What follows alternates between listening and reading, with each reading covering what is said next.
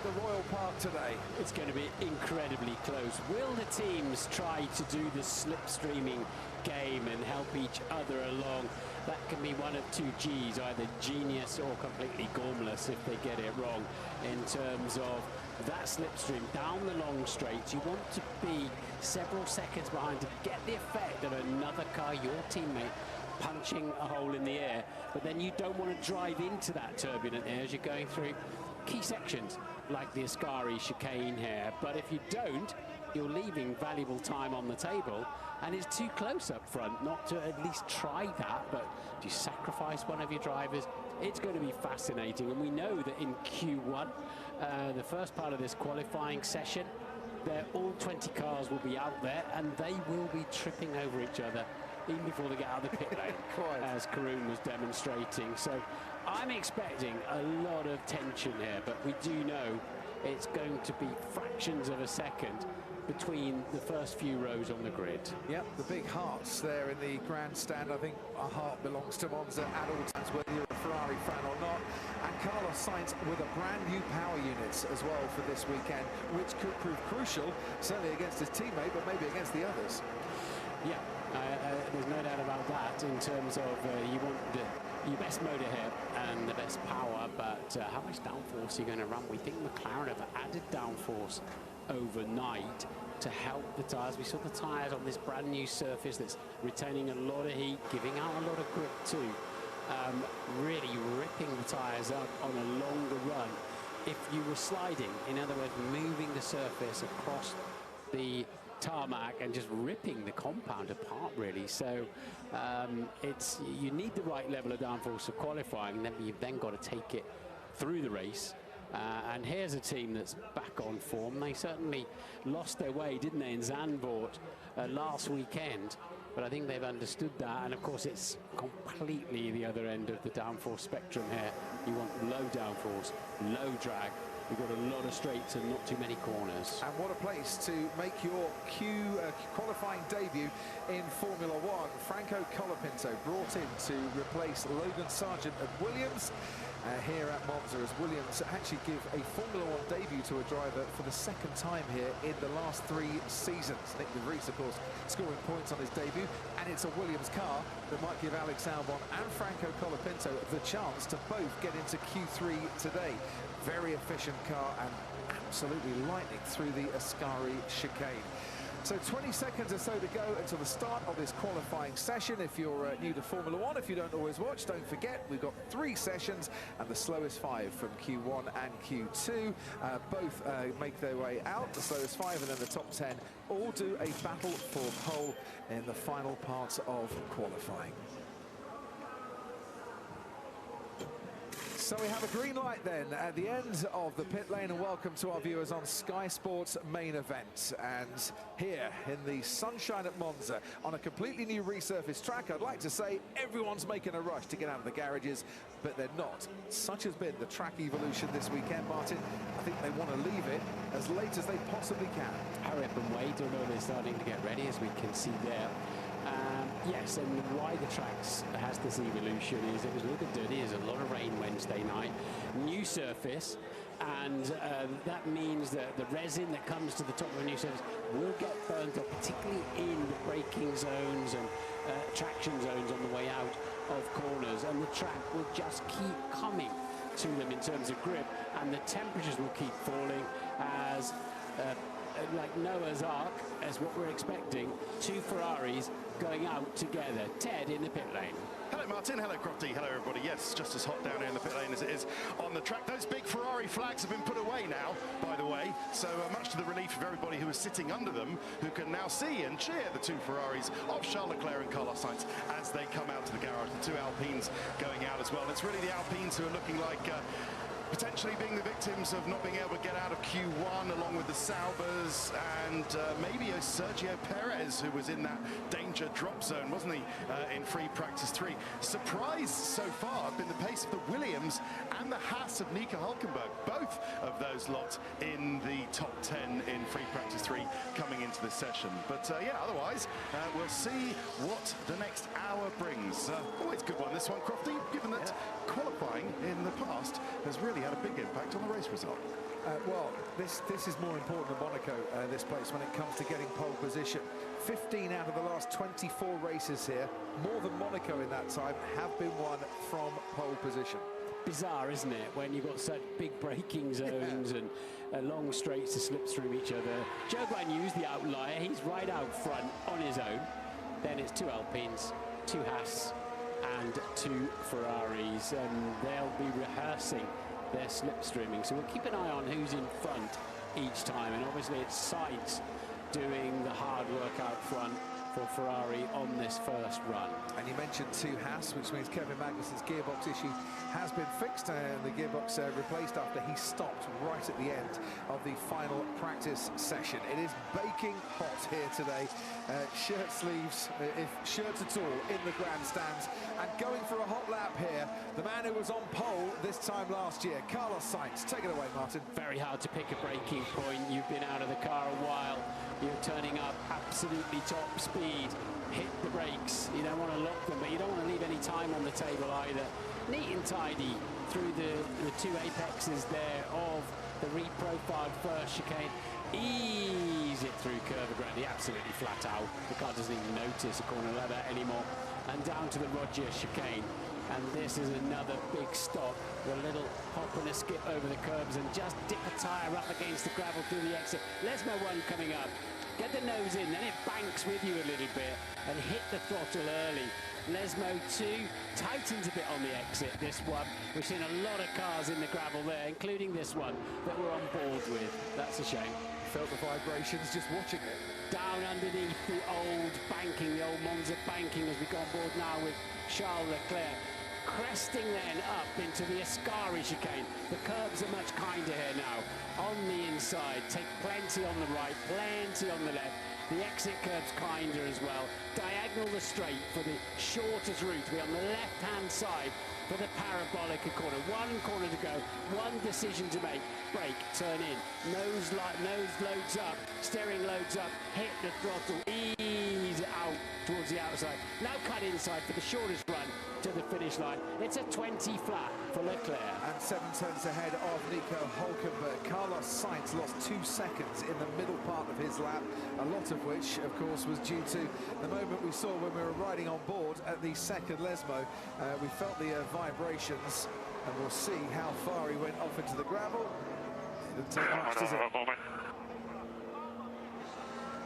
That would have been the mother and father of a shunt if he had carried on going left there, but sorted it out. But that puts him out of sync, doesn't it? The tyre degradation here is low, providing they don't grain up on the surface. So he'll get another run on those, and presumably he'll get some kind of slipstreaming service from his mate Leclerc. And that time of Charles Leclerc is already about 0.3 of a second faster than last year's pole time. The newly resurfaced track should help that, should give us more grip. Now, Red Bull have not had it all their own way so far this weekend, and Max Verstappen was struggling in the middle part of the lap on his final lap before this qualifying session started. Ended the session, I think, with lots of conversations in that garage as to which way they go in terms of their setup. Not surprised that Sainz wants the floor checked, and already Verstappen 1/10 of a second down through the first sector alone. Yeah, that's quite a lot on this track, and we know that, you know, each row on the grid, I think, will be less than a 10th in the top 10. So here comes that second Lesmo. You've got to carry the speed in, and if you've carried too much, it's kind of too late. You can't do anything about it. And then you get a little pile of gravel there just through the exit, building up as various cars go wide. I'm surprised the track's not even faster than it is, actually, with the curbs being so kind through Ascari, and the new surface is less bumpy. They can run the cars lower. But for whatever, I thought they might be a good couple of seconds faster, to be honest, probably, but it's more like half a second to a second, isn't it? Interestingly, through the middle sector there, Max Verstappen matched Charles Leclerc. So where Red Bull were losing in the practice session. Have they now got it right to a certain extent to that middle part, but are they losing elsewhere? Because he's 2/10 down on Charles Leclerc. Lando Norris, meanwhile, goes top of the pile and the first one into the 1:19. Without slipstream, his teammate Piastri is the other side of the racetrack. Well, they don't want to give away their true pace if they do utilise the slipstream just yet. If they think they've got enough pace not to use it and get through, that's probably a better way of doing it. But what happened to Oscar Piastri down towards the first chicane? Tyres going a little cool because it's such a long straight, and that might have contributed to that little lock-up. Yeah, and he made it just a little lock-up by getting off the brake pedal, and I don't know, it was bad enough, wasn't it? Both front wheels, but those tyres, he's kept them rotating. They should be okay to go again, but obviously that lap is going nowhere. So, Lando Norris from Charles Leclerc, from Max Verstappen and Nico Hülkenberg. The Haas has got a decent bit of pace, as you see, with Hülkenberg and Magnussen both in the top 6. Albon and Colapinto 5th and 8th so far. Sergio Perez only down in 10th place. But we're yet to see what the Mercedes are capable of in this first part of qualifying. Hamilton and Russell have now left the garage, and they are on their outlap, so treating the tyres nice and kindly before they can start pushing again. Here comes Oscar Piastri after that little mistake, and eager to make up for that. Yeah, he's been wringing the neck of this McLaren all weekend, Piastri, and it hasn't always paid him back because he's had a few adventures as he heads now down underneath the old banking, nicks a bit of slipstream off a slow car, and here he comes in through Ascari, sweeping through there, wonderful series of corners, and that is then bringing it to the left-hand side. You want to minimise the angle of the corner. That's your job as a driver. Shorten the circuit wherever you can get away with it. Minimise the angle of the corner. Maximise your mid-corner speed. Job done. Sounds really easy, doesn't it? It does when you say it, yes. Top 3 start in Zandvoort. It was only the second time in 7 races for Oscar Piastri, who crosses the line and goes 4th fastest. And Ted, down to you. You know when you do a mistake and people remind you of it and give you reasons why you did it? That's just what happened to Oscar Piastri with that lock-up before that lap. His engineer, Tom Stallard, came on the radio and said, Oscar, the reason why you had that massive lock-up was because you braked 10 metres later. You braked with less pressure on the pedal, and there was a massive tailwind pushing you into the corner. So just a note of explanation, perhaps. Very detailed explanation as well. It was much better when they didn't have sensors on the cars. You can make any old story up and come back in, hand them the steering wheel and tell them it's all that's left. George Russell through the Ascari chicane we go with a man who's picked up a couple of poles in 2024, the last one at Silverstone, and who got a front row here in 2022.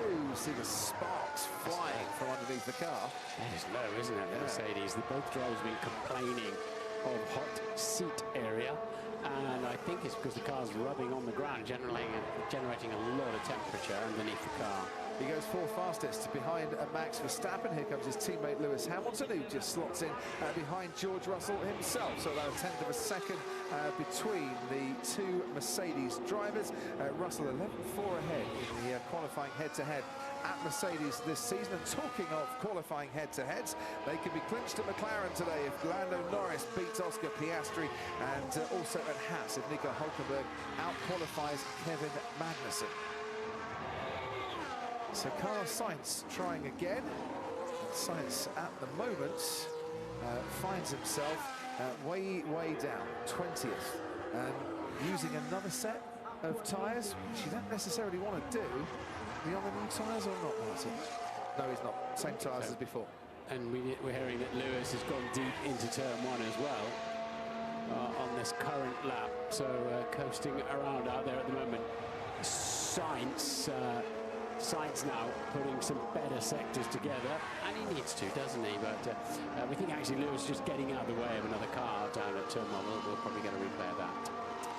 Carlos Sainz continues on his way there. Lewis Hamilton, by the way, George Russell, Max Verstappen and Lando Norris. They were the slowest cars in the speed trap during FP3. Sebastian Vettel won here many years ago by being the slowest car in the speed trap. A bit more downforce. Tyres out nowhere, sliding massively. Carlos Sainz found some grip, just over 2/10 behind Lando Norris, and the 120.1 should ease his way through into the next part of qualifying. Pierre Gasly, who complained about smoke coming from his front brakes, has got a bit of pace, goes 9th fastest, and his teammate Esteban Ocon follows on behind, 10th fastest for the two Alpines, who are in the points, of course, with Pierre Gasly in Zandvoort last week. 6.5 minutes to go. The opening skirmishes, Martin, have been completed. And in that bottom 5, Joe Guan Yu, which perhaps isn't a surprise, Valtteri Bottas, his teammate, which perhaps isn't a surprise, Yuki Tsunoda, who would have been hoping better from the upgrade package he's running at RB, Franco Colapinto in that car there, car number 43, and Sergio Perez. And Red Bull do not want or need Perez in that bottom 5. They don't need him out in Q1 or Q2 for that matter. So this is a test for Colapinto now. This pressure, and it is intense pressure. You've got to go out and deliver probably the best lap of your career and make no mistakes while you're doing it. And everybody's watching you, and there are any number of hundreds of sensors on the car, and you're being measured in every way you can imagine. But you've got to put all that to one side, spot your braking point down into turn 1, and knit together a beautiful lap under the most extreme pressure and spotlight. And the pressure is also on you when you're on an out lap and an in lap, because you have to stick to a certain speed and you can't go slower than that speed. And Lewis Hamilton saying, letting people out the way and going deep and onto the runoff area at turn 1, he's not going to make that time. He's going to be a little bit slower than that. He's had to let other cars past. It might get picked up by race control, but on the radio to Bono to say, look, don't be surprised if I'm going a bit too slow here. It's not my fault. No DRS down this particular straight into Parabolica. There is on the previous straight. We saw the rear wing of the Williams going up and down, so presumably that was Alex on the button. But you'll certainly want that open on your hot lap. And of course, you don't need to be within a second of another car for it to work in qualifying like you do in the race. You can use it at every opportunity, every metre of all the DRS zones, of which there are 2 here. Ted, down to you. So Albon not being able to pick up a slipstream from another car. Same for Perez. So Checo Perez has just left the pits, Crofty. New set of soft tyres and nobody in front of him. We'll see if he can get a slipstream maybe off Albon as Albon is recovering to the pits. But Checo's got to find 4/10 of a second to be clear and clean into Q2. We're thinking a cut-off time of around 20.7. Checo at the moment at 21.1. Come on, Sergio, as everybody else leaves the pits now. Line astern, so the Mercedes, they'll have a tow, as will the McLarens, everybody actually, because they're all following each other out of the pit lane. And historically, not one of Sergio Perez's best track when it comes to qualifying. He's never qualified or started in the top 3 at Monza, and he's a driver, Sergio Perez, that made his debut here back in 2011. And Albon using all of the track and a little bit more as well in the earlier part of this lap. It's only a yellow middle sector, meaning it's not a personal best, and it's certainly not the fastest of anybody. Tip the nose in, and you pick up the throttle so early in that corner. As long as you don't run wide, you're fine. And this is the cut to the line. And Albon goes up into P8. While he does that, Oscar Piastri has been noted for an unsafe release down in the pit lane. Ted Kravitz, I don't know if you've got a view of that or not. I was watching everybody, and nothing stood out. I'm sure we'll get a replay. But let's see what the replay shows. I didn't notice anything massive, and I normally pick up on these things. We'll have a look in a second. Yeah, I'm told it was in front of Max Verstappen. So here's Max Verstappen coming out of the garage, which seems impossibly tight to get out of, but he does it. And as he trundles along, there goes Oscar Piastri. Oh, dear. Maybe almost crashed. Yeah, I saw that, Max. That is an unsafe release, Martin. It is, unquestionably. So McLaren will have to go and explain themselves on that one. They were exonerated from the blocking, the impeding when they in free practice 3 this morning, when Piastri was caught up in quite a messy situation with Ricciardo and Leclerc as well. But yeah, they're starting to lean now on the very extremities of the racetrack as Perez trying to find himself a relevant and fast enough lap time. 2 minutes to go. Sergio Perez with a personal best in the middle sector. So has he saved a bit of performance life in these tyres to cope with the final sector and that parabolica? And has he got the pace down the straight to lift himself clear of the danger zone? 9th fastest, a time of a 1:20.59.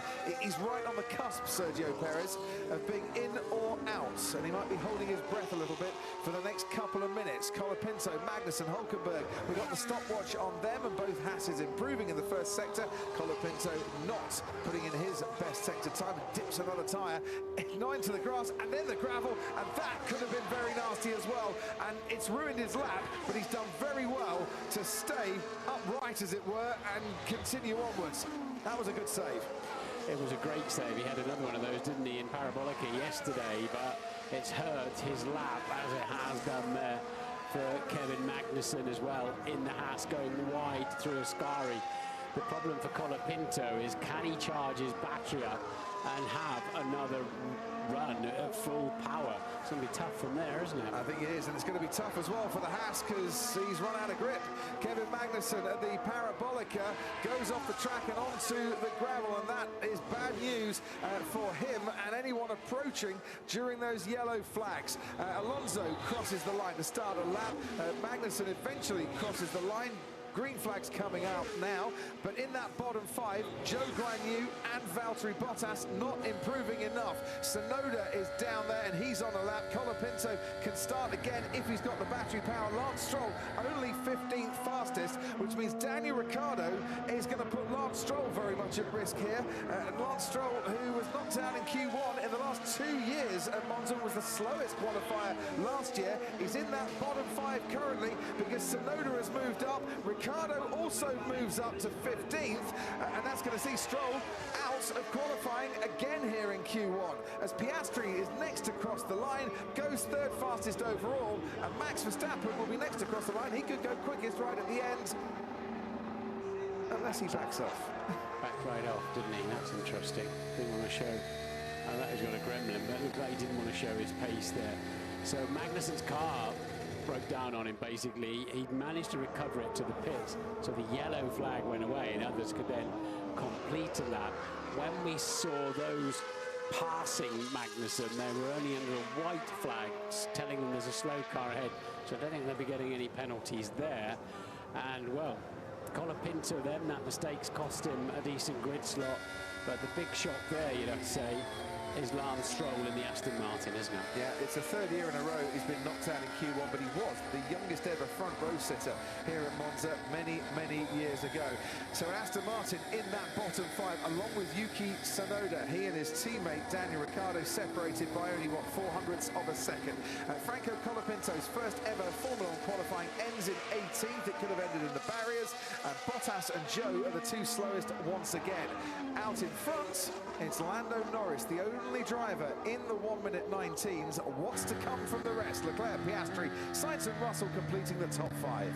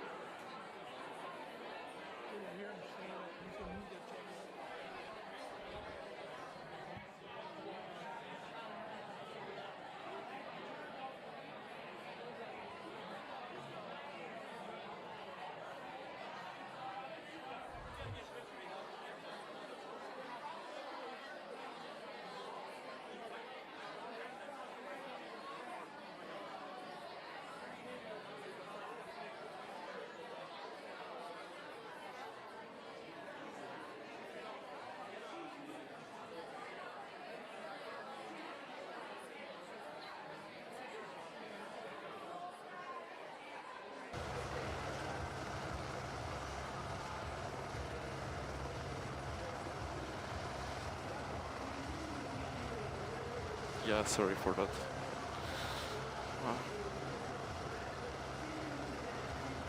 For take us, like we had to drive offline all the way around, so we can't do this. Yeah, unfortunately, it's due to our position on track. There's nothing we can do about it when we're in that situation, okay? Inside his visor, carry a lot of understeer. Okay, let's try and not do that. And when he gets to the second one, we're going to try our best, all right? goes with the understeer, eventually ends up on the gravel, has a big snap, manages to save it. Oh my God, man. Fortunately for him, it was earlier in the session, so he got to do another lap. Unfortunately for Franco Colapinto, in his first F1 qualifying session, similar, in fact, carrying more understeer in that Williams, gets to Lesmo too, just watch his hands there, sliding the front, hoping it bites, and it doesn't. He ends up on the gravel, and this really was his final lap and his final opportunity. So he's ended up getting knocked out in Q1. Let's maybe take another look at that unsafe release that's being investigated. As Martin and Crofty said, it was really a slam dunk. I mean, Verstappen's driving along here, and I'm just trying to see where that McLaren mechanic is looking. And certainly not looking at Verstappen coming down the pit lane. You know, and that is a mistake there by not acknowledging and recognizing that Verstappen was coming along. So I think the team will be in trouble with that one. And I think we've got some Kevin Magnussen radio we can listen to now. Oh my God, man.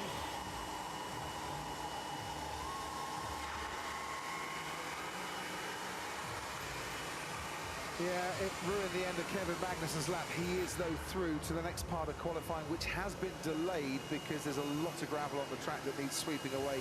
Before we get going again, meanwhile, I've just read the guidelines, the stewards' guidelines for penalties, and releasing a car in an unsafe release for a car, team fine if it happens during qualifying. So I'm not expecting Oscar Piastri to get a penalty on the grid for that. Let's just have a quick look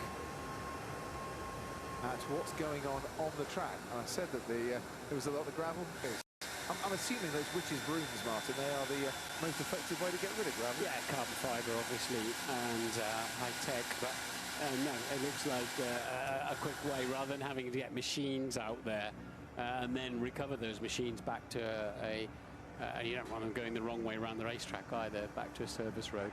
It's better to get out there with a bit of elbow grease. Yeah, and amongst two Silver Arrow machines in the Mercedes garage is Bradley Lord. He's our expert in the pit lane, or in the garage for us this weekend down at Mercedes. Right, take us through that first part of qualifying, not without its drama for either of your drivers, but they're both safely through. Yeah, both safely at the moment you're P60. Yeah, man, this is so ridiculous. It's so difficult to drive. It's so ridiculous. Let's keep it clean on the radio and bring the car back in. Inputs just to keep tyre temps under control, particularly the rear axle. Avoid it sliding the rear end too much, because that puts temperature in that then just penalises them around the rest of the lap. So that's the conversation going on here right now. Talking of temperature, both your drivers seem to have very warm bottoms going down the straight. What is that about, and why can't you do anything about it? It's a little bit to do with how much the car's touching the ground, and that, you know, we want to run it as quick in the quickest configuration we can, Martin. So that means running low, because that's where these cars perform best. There's also potentially something with the airflow or the aero. We've added windscreens to the car as well to change the airflow around the cockpit to try and help that. But to be honest, it's something we'll really dig into after this week to better understand, because I don't think we've got a full grasp of why the cooling air isn't going where it should. To tow or not to tow, that could be the question. What's the answer at Mercedes? I think if you ask anyone on the pit wall or wearing an engineering shirt here, it's to not tow, because what you gain on the straights, you lose more in the corners, and you slide in the corners as well. So you want to be in the swirl, but at a good 6 to 7 second gap, we think. Thanks, Bradley. We'll speak to you after Q2, which will get underway, Martin, in 3 minutes' time. So everyone gets a chance to catch their breath somewhat. And only one driver in the 1 minute 19s, and that was Lando Norris, and he didn't need a tow to do that. No, you're right, and good speed from him. It's 3/10 quicker than last year's pole already, as we said. As we explained, the track's changed quite a bit since then, and I thought it would be a bigger delta, bigger difference than that, but it doesn't really matter. It matters on how they line up and which times they can get out now. We've still got 48.5 degrees track temperature Massive temperatures there, over 33 air temperature, which takes away grip, takes away performance. But we'll expect that to keep dropping a little bit over the next few minutes or so. What's going on there? Sudden dash to get rid of the tyres on Pierre Gasly's Alpine and swap them for another set. So do they have a new set on? Are they going to go with used at the start of this Q2 session? Or have they just been cooling a little bit while they've been in their blankets? Well, we'll send Ted down to find out. And while we do that, let's hear from Yuki Tsunoda. He's in the upgraded RB, finds himself out of Q1. Yuki, just talk me through that. Did you get caught out by the yellow flags? Because I didn't see where you were on track at the time. I didn't. No. Yeah. So talk me through your qualifying then. What do you think? Yeah, I think just generally this week, like a pace, and I mean, there's some bits different across the car, and maybe some, I don't know, it's affecting my performance or either my driving, I don't know, but yeah, I mean, definitely, yeah, as soon as that, we have to understand what's going on, and obviously a lot of things have to stand up with this new floor. Are there different bits, when you say different bits on the car, different to Daniel's or different to last? So you've got different parts to Daniel's are running this weekend? Yeah. Okay, and at the moment they're just not working for you? Well, it should be work because it's upgrade, but I mean, since FP1 was pretty terrible, and he's managed to close the gap session by session, but yeah, I mean,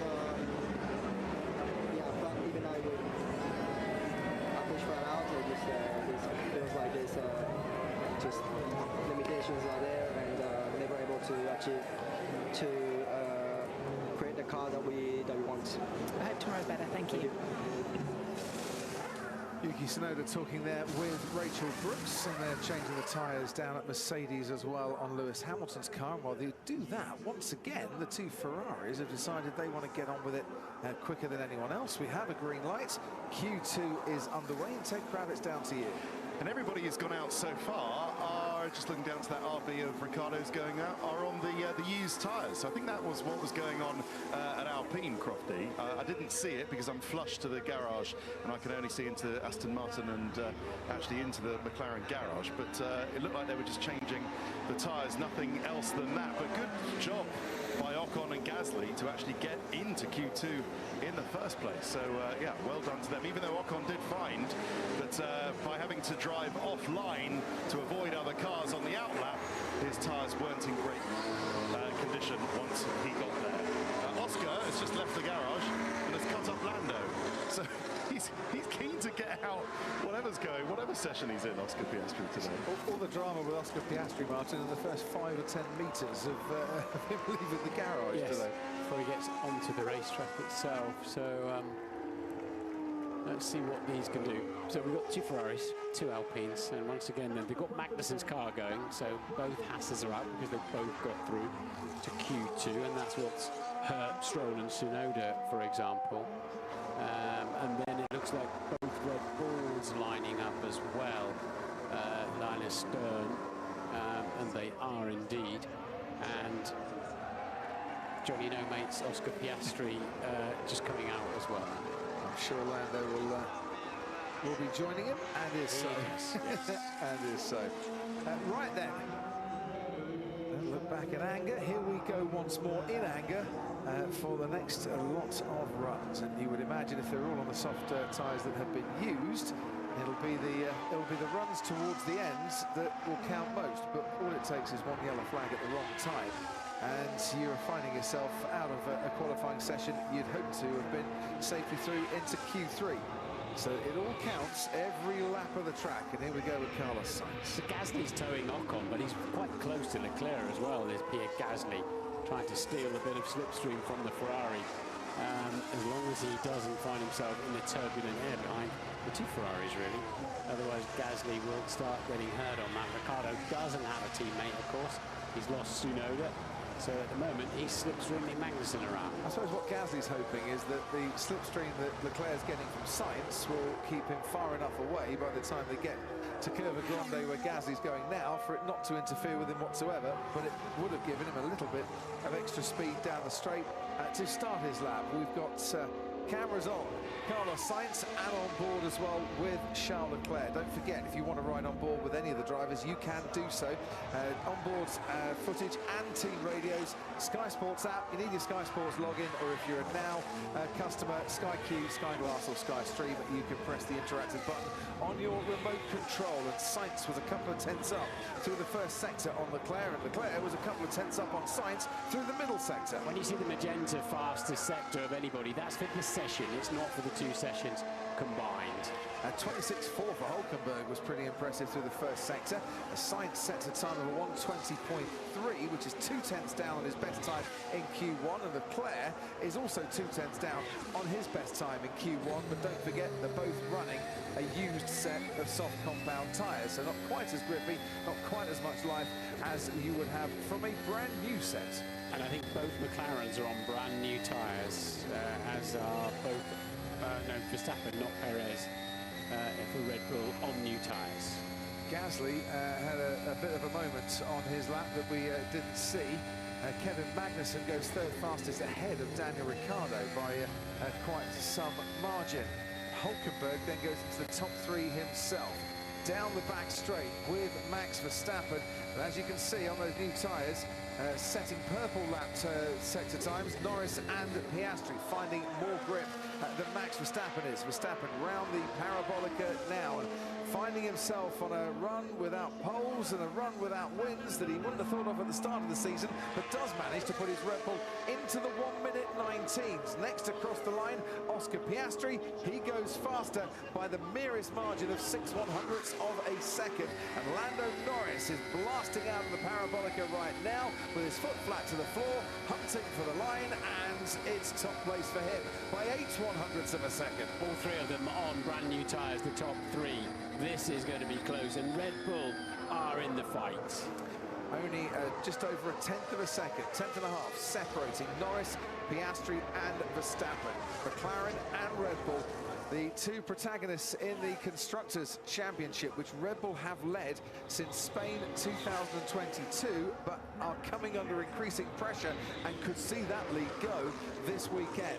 Gasly and Ocon into the top 10 they go, but we await for times from Alonso, from Hamilton, from Russell, Albon and Ricciardo. Alonso seeking a 5th consecutive Q3 appearance, which would tie his best run of the year. I think the Hulkenberg-Magnussen times will surprise a few runners out there as well. They're in 7th and 8th at the moment. Alex Albon through the first sector, there or thereabouts. And certainly the performance of the Williams, the new upgraded Williams, has attracted a lot of attention from those in the midfield this weekend. Alex Albon really stretching the limits of the track again, and why not? That's what you got to do. He's got so much confidence now in this car that he's really ringing out and then just kicks a bit of dust up here and there. As Albon, again, as I mentioned earlier on, you've got to shorten the racetrack, minimise the angle of the corners. He's trying to pick up some slipstream down the back straight on the McLaren, and gets out of his way. That's Lando Norris as he goes into the final turn and powers on. So close to the outside of the track, cuts inside then for that short run. Albon then ahead, or between the 2 Hasses. And on the 3 previous occasions he's qualified here at Monza, he's always been in the top 10, has Alex Albon. That's where he finds himself currently. Fernando Alonso's improving through the first 2 sectors. Lewis Hamilton is improving, and George Russell improving as well on their previous best that we saw during Q1, I should say. Here's George Russell, round the parabolica we come, foot flat to the floor once more, 1/10 and a half behind Lando Norris, but ahead there, just behind I should say, Max Verstappen. Alonso puts his car into the top 10 for the time being. Not for long though, as Lewis Hamilton goes fastest overall, and he puts nearly 1/10 of a second between himself and Lando Norris. That's a good effort there from Lewis Hamilton. Got a bit of a nice slipstream, which I think will be important. But again, both Mercedes on brand new tyres. Ted Kravitz, down to you. And that Ferrari you saw behind Lewis Hamilton just starting its lap. Both Sainz and Leclerc made a race-style pit stop in the box, guys, to put on new tyres. So now we're going to see the real pace of the Ferraris. We are indeed. That means they were carrying unnecessary fuel then for that first run.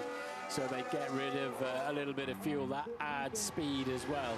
And now Ferrari out there, as you said, on brand new tyres.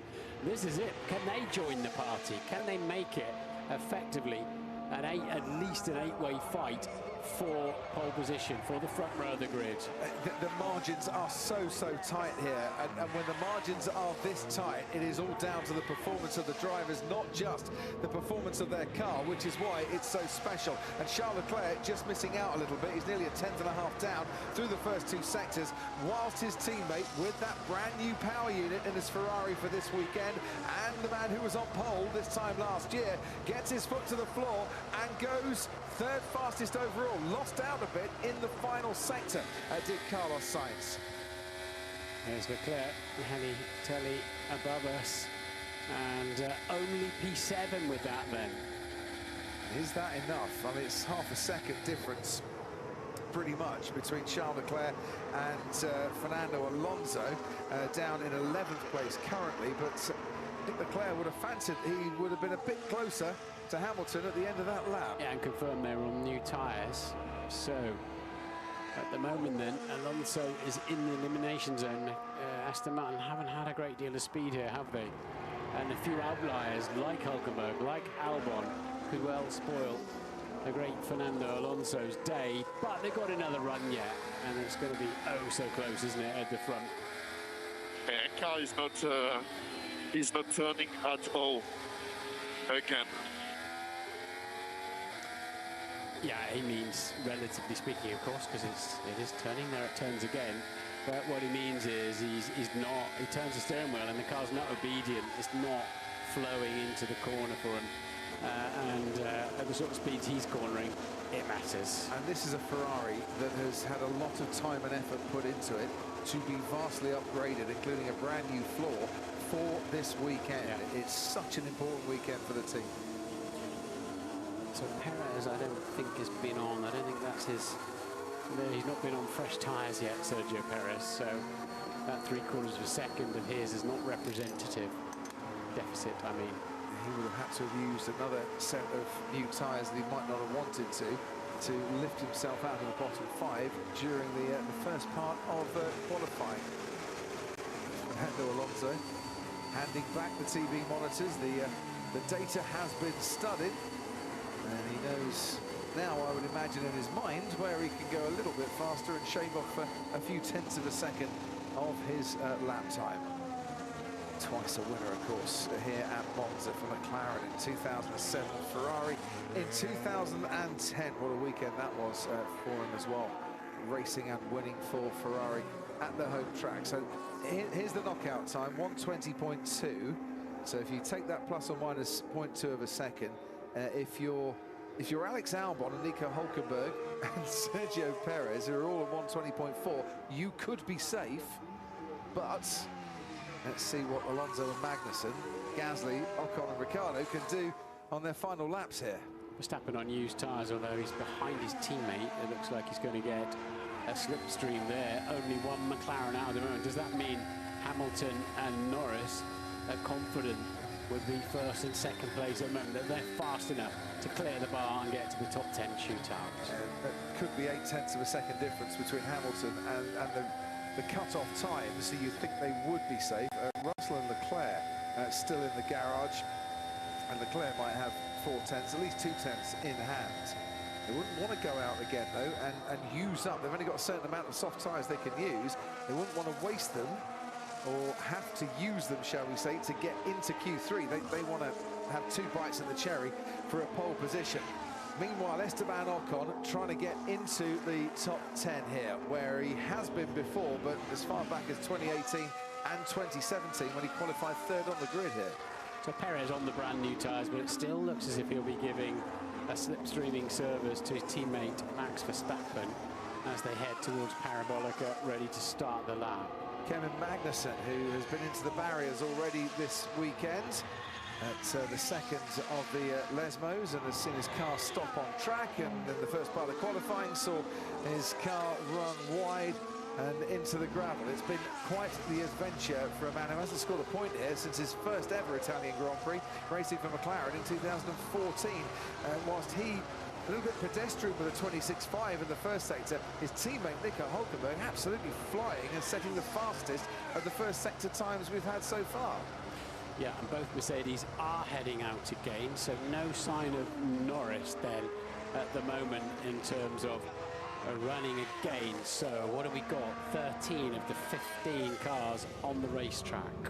Yep, Norris and Sainz are the only two that could come out that have decided not to. So just under 2 minutes to go. Kevin Magnussen trying to put himself into the top 10 if he possibly can. One of 3 drivers who haven't appeared in Q3 in 2024, and it hasn't happened for him here. 12 fastest only for Kevin Magnussen. His teammate Nico Hülkenberg stays 9th fastest. Did he push too quick too soon? He didn't improve at all in the final sector. Sergio Perez trying to get a toe behind Pierre Gasly, and a distant toe if he got one, but it might just help his cause. Round the Parabolica we come. Red Bull desperately need him to partner Max Verstappen into Q3. Crosses the line, only 8th fastest, 1:20.2. He is right on the cusp. Ricciardo is improving, and Alonso hasn't started his final lap just yet. And Perez backed off there, didn't he? I didn't see his rear wing open. Ricciardo misses out. Only 11th fastest for Daniel Ricciardo. 19 thousandths of a second between himself and this man, Alex Albon. Esteban Ocon has put a personal best in for the first sector, as has Alex Albon. In fact, they've matched each other with a 26.4. Alonso's also done a 26.4 during the first part of the lap. Perez, I think, should be safe here, and because it's only Alonso and Ocon that can improve, I would imagine, to usurp him, although Gasly's done a 26.6, so he's on a flyer down currently in 14th. Albon to cross the line, would like to be a little bit away from 10th, well, 1 place away from 10th, goes 9th fastest overall. Good effort there from Alex Albon. What can Fernando Alonso do in response? Currently P12, only up to P11, he misses the cut. He misses a 5th consecutive Q3 appearance by 1/100th of a second. And Esteban Ocon can't improve. So Sergio Perez does make it through, albeit half a second off the pace. It's being set by Lewis Hamilton. The 2 Alpines, 14th and 15th, I don't think they were expecting much from this weekend. I think with Perez, the team probably realised he was through not to use those tyres too hard to save them for the next one. The rear wing didn't come open, and he backed off before the first corner. Yeah, George Russell just dialing himself in on a set of used soft compound tyres, and whether he'll complete the lap or not, I wouldn't imagine. He doesn't need to go any faster. I think he's just trying to get his eye in for what's going to be a very important Q3 to come. Those missing out on Q3, Gasly and Ocon for Alpine, Magnussen and Ricciardo for Haas and for RB, and Fernando Alonso for Aston Martin. That man there was trying to get into Q3 for a 5th consecutive appearance, and it hasn't happened for a team that have just been slightly off the pace, and that'll be his worst qualifying start since 2018. I think P11 is better than expected.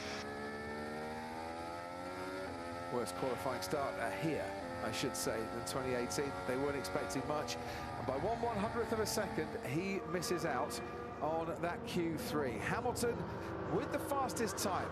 Max Verstappen 2nd fastest. Norris, Sainz, Piastri, Russell, the guys in the 119s.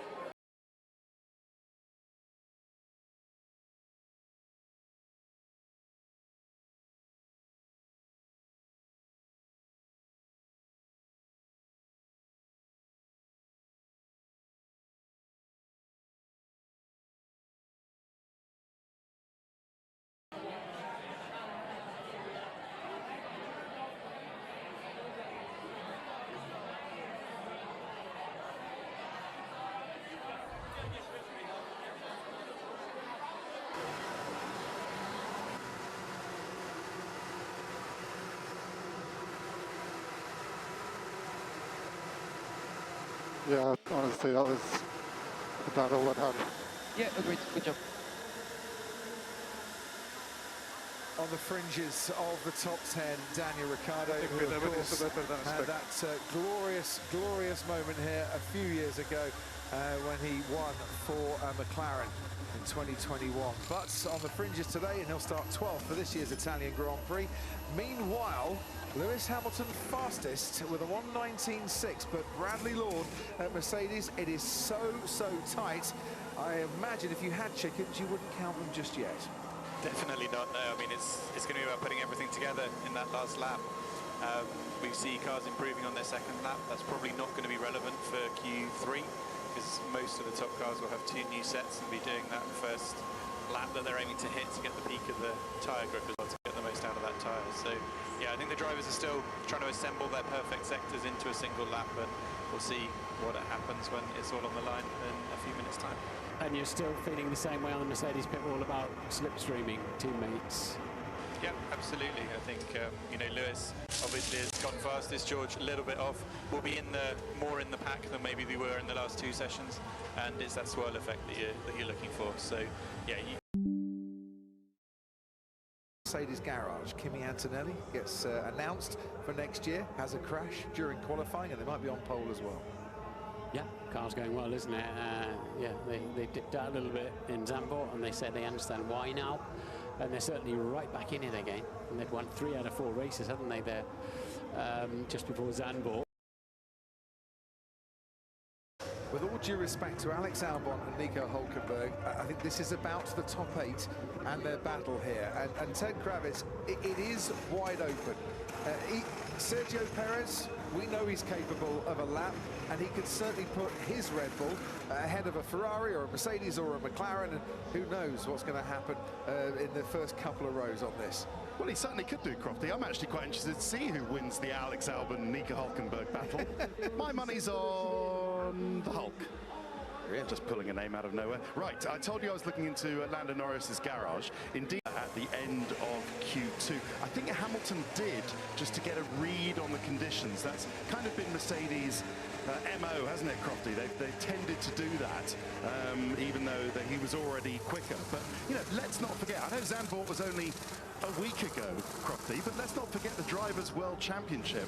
And Lando needs to put as many points as possible and as much distance between him and Max Verstappen, his rival for the World Championship, as possible. And the likes of, well, Verstappen being quicker than him in that Q2 session, even though I know Lando didn't do another run at the end, and Lewis Hamilton being in the mix, it just complicates things, doesn't it? But it does for Lando. But that's if he was thinking about the Drivers' Championship, which he says he is not. Oh, I don't believe it. But yeah, you've got to say, bigger picture though with Max Verstappen, great turnaround. If that does turn out to be the case, that Max finishes ahead of Lando in this session, regardless of what Hamilton does, that's a great turnaround of a car that was not happy all weekend so far from Red Bull Racing. He's never been on pole here, Max Verstappen, by winning qualifying as well. If you remember back to, was it 2021, he got pole after the sprint race, and Valtteri Bottas, who won it, had to take power unit penalties. In fact, the last time Red Bull got pole here at Monza was with Seb Vettel back in 2013. That has any bearing on what we're about to see in the next 11.5 minutes? I don't know. Quite a mixture of cars out there now, haven't we, in terms of the lineup, although the 2 McLarens then align astern there. Norris behind Piastri. And where are the Ferraris? Are they going out? No, they're not going out together again, because they've got a Red Bull of Max Verstappen between them. So, coasting out then. You don't want to take any life out of those tyres if you can help it on your way round. Then, of course, at the beginning of the session, you can relax somewhat more. You know you're not going to be in somebody's way just yet. So that line that Lando Norris has just crossed, that's the important line there. You can go as slow as you want, really, up until that line, after which you've got to stick to a delta time. Why are the Ferraris not line astern? We saw that one as well. Yep. Well, Max Verstappen popped out the garage and the Ferraris came out as well. I'm not sure I saw anything wrong with the release. That one was a bit touch and go, wasn't it? It wasn't quite as clear as the McLaren one earlier on. But it's a team fine in terms of the guidelines, not grid penalties for unsafe releases during qualifying, even though Oscar Piastri's incident will be investigated after the session. So during the conversation, it said who will be on the front row. If you could get that, if you could guesstimate that from here, it's a very, very good effort. Well, quite. You wouldn't put it past Max Verstappen to come out with a belter of a lap right at the end, and certainly that's what they're hoping for on that particular pit wall. But the thing is, it's tight, it's close, the margins are very, very fine, and these are some of the finest drivers in the world too. And Oscar Piastri, 3 front rows in his Formula One career so far. 7th on the grid here last year. Could he be the one to pull a lap out? He's got himself some nice clean air. No one really in front of him as he crosses the line. Sergio Perez is just through the first chicane. Piastri on his way then. Ahead of that, a 26.5 for Alex Albon in the first sector, a 26.4 for Nico Hülkenberg. The Haas, once again, very efficient, very speedy in that first sector. Piastri neatly, nicely through that first chicane. Lando Norris now starting his flying lap. Sounded like a little bit of wheel spin on Piastri's McLaren coming out of the first chicane, but he's up and running. His first sector, a 26.4. 26.4 by a few hundredths of a second, faster than Sergio Perez, and quicker too than Albon and Hülkenberg, but Lando Norris's teammate pulls a few hundredths more in terms of an advantage through that first sector. Behind him, Carlos Sainz with a 26.2 for Ferrari. Our Ferrari, the prancing horse, about to pounce here. Albon with a 120.8 crosses the line to finish his lap. Piastri with a very good middle sector too. They are queuing up now to try and grab this provisional pole. Yeah, Piastri really wringing his neck yet again, kicking up the dust into the Ascari chicane. Pick your braking point, load the front axle up, get on the throttle as hard as you can. He's really as far wide as he'd want to be there. Cuts to the line, Piastri goes for it. And crosses the line, 119.4. Wow. The advantage that Sainz had in the first sector was wiped out by Piastri in the middle sector. What about Lando Norris, though? Can he go ahead of his teammate? Yes, he can, by 3/100ths of a second. Provisional pole for the man who was on pole in Zandvoort last week. Sainz only 3rd fastest, fell away a bit towards the end of the lap. Here comes Max Verstappen, and he is only 5th fastest and not into the 119s. Charles Leclerc next to cross the line. 2nd row for Charles Leclerc. McLaren with the advantage, and a sizable advantage as it stands. But now George Russell and Lewis Hamilton for Mercedes, as round the parabolica, taking the car to the limits, pushing as hard as he can. Is it another pole for George Russell? No, 2nd row, but ahead of Sainz in the Ferrari. His teammate Lewis Hamilton, 7 poles in the past here, joins Russell on the 2nd row. And that, though, is very, very good news for McLaren if it stays that way. Norris on provisional pole, Max Verstappen, the championship leader, down in 8th. Yeah, it's a very Noah's Ark grid at the moment, isn't it? 2 McLaren, 2 Mercedes, 2 Ferraris, 2 Red Bulls. Now, Verstappen was on new tyres. I'm going to assume he had a problem out there somewhere, because Perez wasn't. Perez on used tyres, but out-qualifies him at the moment.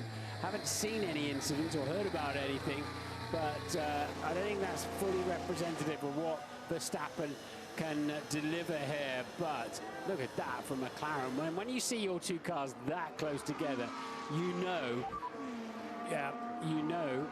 And grip at all this set. Shocking. So he had a tiny moment in Ascari apparently, but it's general grip then he's talking about. So a brand new set of tyres didn't yield him the grip he expected, and that's left Verstappen down in 8th place at the moment. It's to say, when you see 2 drivers like Norris and Piastri so close together like that, you know you're getting very close to the limit of the car. That's cracking lap times there from both McLarens. Well, let's see through parabolica with Max Verstappen. Whoa. Yeah. You don't want too many of those. No, and you're late on the throttle, then you lose time all the way to the finish line. Max Verstappen hasn't been out-qualified by his teammate Sergio Perez since Miami 2023. It's a 32-race streak, and he finds himself behind Perez currently. They're only separated by 1/100th of a second, but that's the situation he finds himself in. Ferrari will be really disappointed, Martin, to be down 5th and 6th currently at their home track. And I dare say Mercedes won't be too unhappy to be in the middle of a McLaren-Ferrari sandwich. Yeah, and again, the two Ferraris, 0.003 of a second apart, again, suggesting that you're getting to the limit of your car. Ted Kravitz by the McLaren garage. What's the sense down there? Eh? Well, it's quite calm. I mean, we know that both drivers were happy with the setup, with the balance. Norris and Piastri were happy with the balance and setup of the car. They just didn't know where they were going to end up. So either that's, amazing laps by both of them, or Hamilton, or, we've heard Verstappen didn't like that set of tyres, and Hamilton's maybe pace has just dropped off a bit. But McLaren really looking like they're in the pound seat so far. And now we have the familiar Monza last run in Q3 pause, Crofty. I love it. I know it so well, as everyone waits for everybody else to go out. It's a little pause for thought, isn't it? The Royal Park falls silent before the cars get to their noisy peak in just a few moments' time. Fine margins between teammates. Fine margins team to team. Verstappen on the back foot, hoping against hope maybe that he can climb up 3 or 4 places, because for a man and a team that have comfortably led championships for such a long time, when things like this happen, they know the pack has caught up, it has overtaken them, and nothing is for certain. And suddenly you're pushing the car and it's sliding and you're locking brakes, and as soon as the stopwatch and the timing board looks different, suddenly your car doesn't feel so dominant after all, and that's what's going on at the moment. It looks so narrow down there, doesn't it, when they head off down into turn 1. But again then, it's Perez ahead of Verstappen, this time both on brand new tyres. You'd expect everybody to be on brand new tyres for this final run. Alex Albon certainly is. Is this the final roll of the dice from Red Bull here? Bradley Lord was saying, you can lose out when it comes to qualifying if you try and practice the toe. But Red Bull saying we need to practice to get this toe, to get this slipstream, because we just haven't got we haven't got the grip through the corners. We need to sort it out on the straights. It looks a bit like that, doesn't it? With Perez yet again out front of Verstappen. And again, we've got both McLarens going out together, but they tend to separate a little bit down the line. Norris ahead of Piastri this time, and then both Ferraris again, and obviously only one Haas and one Williams in it. So this is it. Have they been sandbagging about slipstreaming? Will they try and keep out of each other's way in terms of teammates? It'll be Leclerc who crosses the line. No, it won't. It'll be Russell and Hamilton who cross the line last. They should all have plenty of time. We're not going to see the chaos where they miss the green lights. I don't think they are doing the toe necessarily at Red Bull, because Perez has disappeared off into the distance. As it stands, McLaren have a front row lockout for the first time here since 2012, when Lewis Hamilton won from pole. Can Max Verstappen, though, get in amongst them? The championship leader at the moment is at the bottom of the top 8, the big 4 teams, and he is the slowest so far. So take us through this lap, Martin. Yeah, he wants to be about 7 seconds behind Perez to get a decent slipstream without getting harm in the corners. He's about there. He'll be getting a little bit of help in the distance. They're beginning to catch the 2 Mercedes on their outlaps, which will get out of the way and into the second chicane. It's turning nicely enough now. Was able to hit plenty of throttle in the middle of that chicane. Lesmo 1, get the nose in. The banking will help you. Open the steering wheel. That was plenty wide enough. Lesmo 2 tightens through the exit, and somebody else already gone wide through there as well. Was that Perez indeed that went wide through there, kicking up the dust under the old banking, under the bridge, onto the plateau. brakes super late. Nothing is coming together. The car moving around like crazy for Verstappen as well.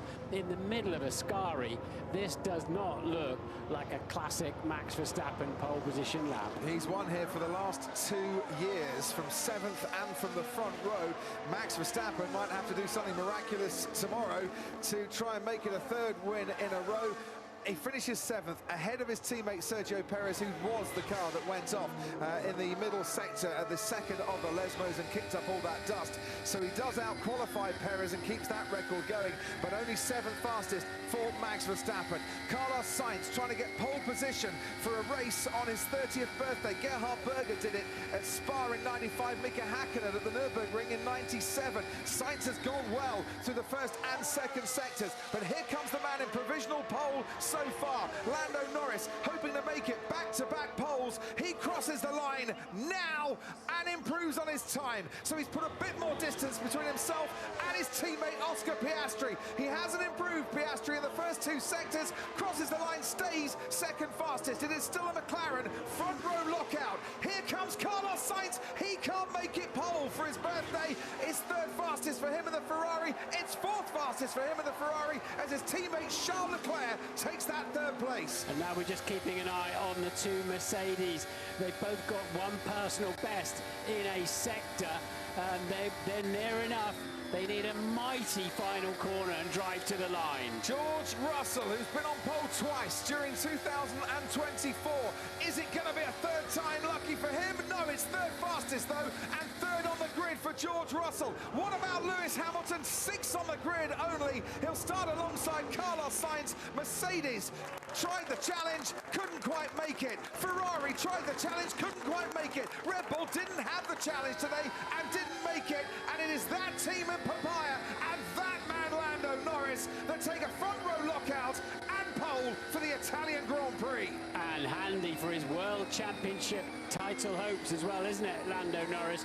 With Max Verstappen struggling, it must be said, down there in 7th place. McLaren lock out the front row, but what a lap from George Russell. 1/10 of a second covers the top, 1.5 tenths covers the top 4, top 5 indeed. Incredible. We knew it was going to be tight. It certainly was. Piastri has to settle for another front row, the 4th in his career.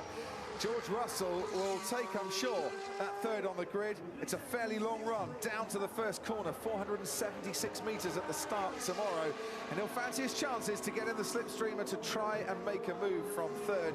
But let's give it up for Lando Norris. Back-to-back poles for the first time in his Formula 1 career. I'm sorry. My bad. Okay, mate. Well, I'm sorry. Your lap was good enough for pole. Cool. Means your setup was amazing. Well done, boys. Lovely one to you. Congrats. He says he doesn't think about some of these radio messages. He's becoming quite adept at some of these radio messages, but is the inference there that he thought he could have gone a lot faster? Yeah, he wasn't pleased with that lap, was he? But it was good enough. He did a 19.9 Q1, 19.7 Q2, and then the 119.3 for Q3, and that was just enough. All 3 behind him, 4 behind him, were in the same 1/10 of a second. So that's the margins we're talking about around here, and Lando made the difference. And the good news is, on the race runs during FP2, there was an equal tightness, shall we say, in the average lap times. So what we've seen today in qualifying, there is the promise that that's going to continue on into tomorrow's race as well. Yeah.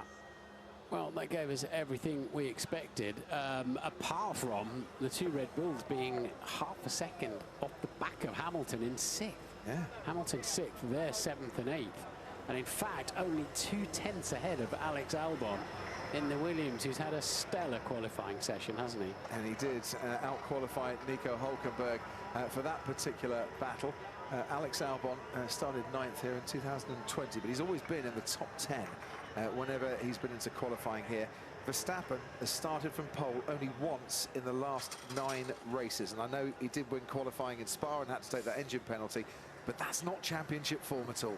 No, and worse than that, it looked such a handful, didn't it? I mean, when we picked him up with a heli shot through the Ascari chicane towards the end of the lap, I mean, it was all over the place. What on earth's going on with that car?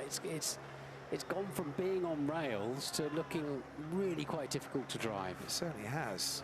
And without the top speed to promise, you know, a chance of overtaking tomorrow as well. This was Perez. We saw the dust, and it came from this corner, the second Lesmo corner. And that's the handful you're talking about, Martin. Yeah, a little bit of understeer is wandered wide, and that will have chewed the underneath of the car a little bit. And then, of course, that sends Max Verstappen, who's already gone wide himself in the first Lesmo, that sends him some dust to drive into, which doesn't help him either. Oh dear, that wasn't Red Bull's day. But it was McLaren's day. And Davide Valsecchi has the microphone in his hand and a McLaren driver in front of him. Say ciao to everyone, to Oscar Piastri, second today. Front row for tomorrow. How was your lap, man? You were there, eh? Yeah, the first lap in Q2 and Q3 was quite good. Just the second one, not quite enough, which I feel like I've said a few too many times this year. So no, still a good performance and a really good team effort. You know, I think the field's been incredibly tight this weekend. So I think I said on the radio, you know, there was no guarantee of a front row lockout for us. So yeah, an amazing effort to be able to pull that off. Yeah, fantastic moment for you and for your team. What do you expect about tomorrow's race? Because it seems that you are in a perfect moment with your car. Yeah, I mean, starting a bit further up the front than last week is definitely a positive for myself. It's obviously a long run down to turn one, so starting second here is not always the worst thing, but yeah, let's see what the tyres do tomorrow. It's been a little bit different to what we're used to in Monza, so yeah, it could be a pretty exciting race, and with such a tight field at the front, I think it will be very exciting. Well done, congratulations. Front row for tomorrow, Oscar Piastri. And now we have George Russell. Wow. Good to see you.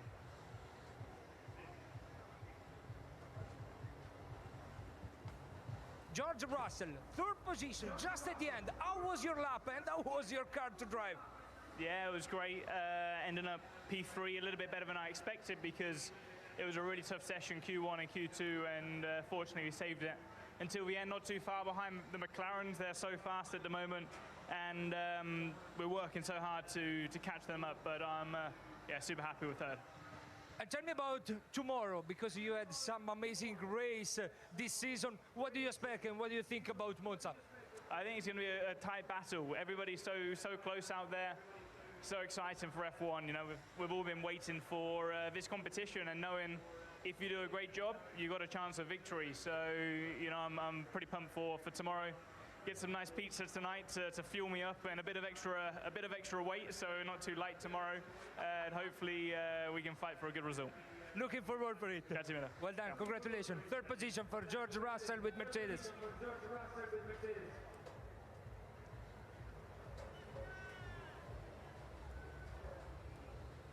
Lando! Very well done. Pullman, fifth of his career. Lando Norris, Pullman in Monza. Talk me through your lap, my friend. Yeah, thank you. I mean, another pole, which is amazing. So, like Oscar said, to have two cars, first and second, when the field has been as tight as it has all weekend, is a little bit of a surprise, but a nice one. So, big well done to the team. Done an amazing job. Honestly, my lap was, it hurts me to say, it was not a great lap. My Q3 run 1 was, but run 2 was a little bit more, and we're still getting off a pole. So a little bit surprised again, but very, very happy. Congratulations for it. Seems that you are building up a fantastic moment for yourself. You're racing so well. You are always competitive. Your car is helping you. What do you expect for tomorrow's race? Yeah, the same. Really, the same would be lovely, but like we've seen all weekend, it's so close. There's a lot of very quick drivers behind and quick cars, so I'm not expecting a very easy race tomorrow. And like George said, a lot of unknown things going into the race with the degradation, the tires, the tarmac, you know, so plenty of question marks and plenty of excitement, I'm sure. And then Prima Variante, first chicane here in Monza scared me so much, but I'm not Lando Norris. But what do you think about that? I mean, it's always a little daunting, you know, on a quali lap especially. You don't know how much to push. But it's a fun one. The whole circuit's amazing, and I'm looking forward to tomorrow. Congratulations. Well done. Lando Norris, pole man with McLaren.